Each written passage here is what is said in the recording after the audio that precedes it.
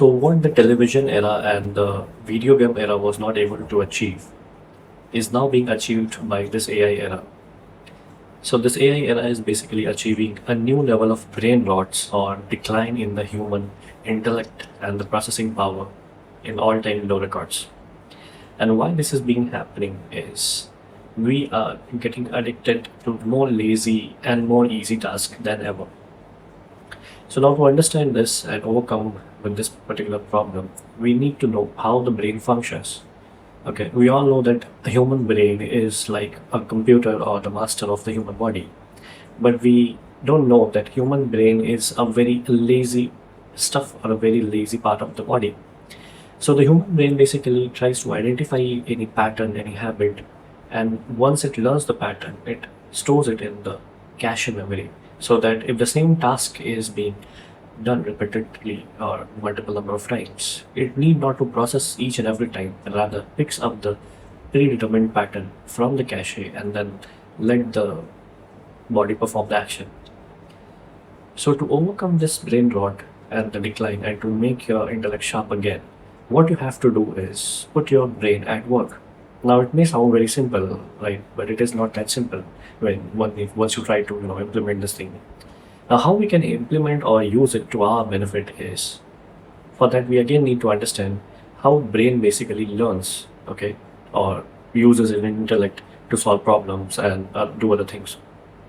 So similar to a microchip or let's say a storage device where there are billions and trillions of transistors and each storing zero or one or any kind of binary, brain is also a home to hell lot of neurons which basically works on neural impulses, and that is how they process and do things, do the calculation, memorize stuff subconsciously or consciously, and do other kind of relative calculations.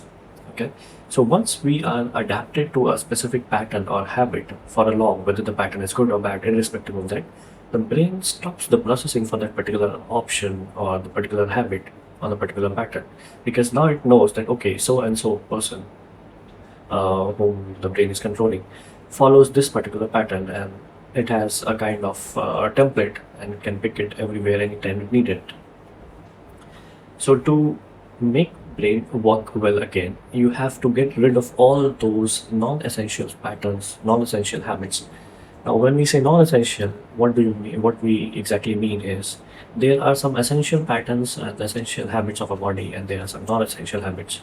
So the essential ones we cannot change or we should not alter it because it not only impacts our brain but may have other dependent body reflexes. For example, our food pattern, our food timings, sleeping patterns, sleep timings, all these things are our essential patterns. That means there are more than other thing than brain, some other body reflexes, some kind of extraction of nutrients, cycle of digestion, everything. There are a lot of things other than the brain functioning, which is dependent or affected by this particular essential patterns.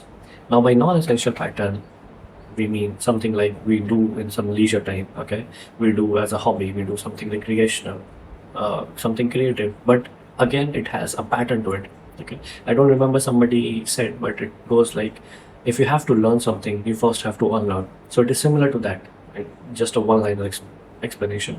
So you have to make your brain function fast, you have to get rid of all the old learnings, and you have to make sure the brain every time learn new things, because the brain basically do something which is called as neural wirings or neural mappings by which it utilizes its power.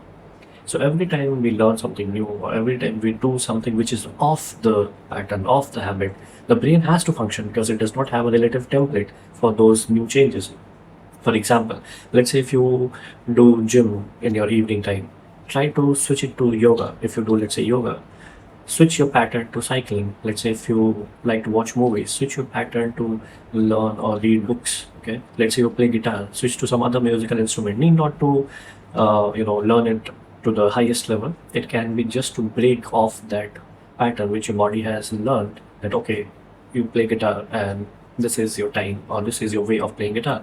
So now the body is kind of knowing a template to your guitar playing and has a subconscious reference to it. Okay, So this is what you have to do to make your brain more efficient. You have to rewire your neurons. You have to rewire your neurological impulses so that the brain functions. And every time you do these sudden or simple changes, your brain is forced to work so that it creates a new neurological wiring inside your brain. Why? Because, as I said, brain is a very lazy, fat part of the body.